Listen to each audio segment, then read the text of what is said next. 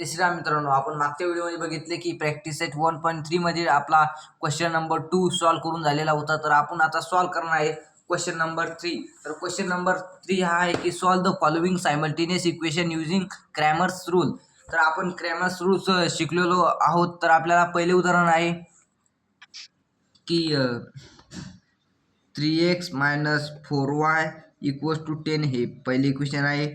आणि दुसरे इक्वेशन हे आहे की 4x + 3y = 5 हे दुसरे इक्वेशन आहे.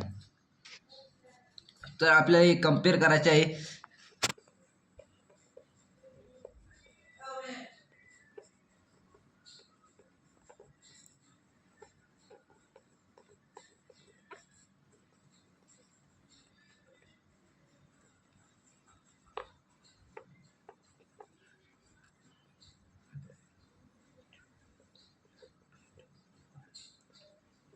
Compare the given equation by a1x b1y = c1 and a2x b2y = c2. तर आपल्याला आपण a ची कंपेअर करूया.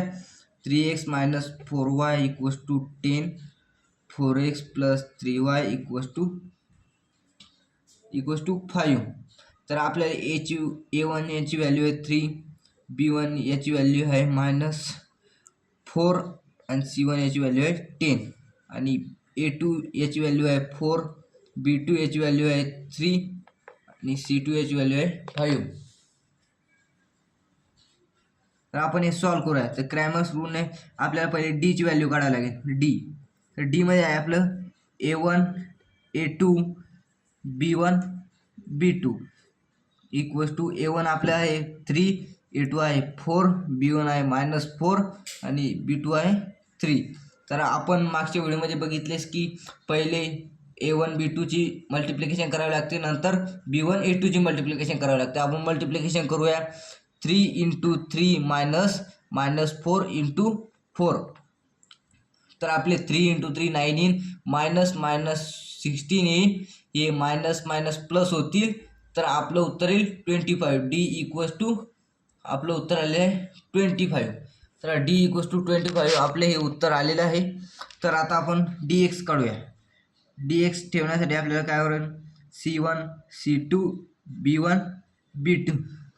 तर c1 काय आहे 10, c2 आहे 5, b1 आहे 4, b2 आहे 3. तर आपल्याला पहिल्यासारखंच करावं लागेल. पहिले 10 × 3 याची मल्टिप्लिकेशन -4 × 5 याची मल्टिप्लिकेशन. 10 × 3 13 होईल, -20 होईल.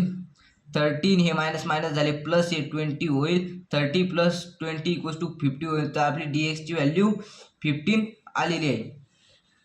तर आपण आता काढणार आहे dy. तर dy ची हे आहे a1 a2 c1 c2. तर आपले a1 आहे 3, a2 आहे 4, c1 आहे 10, c2 आहे 5.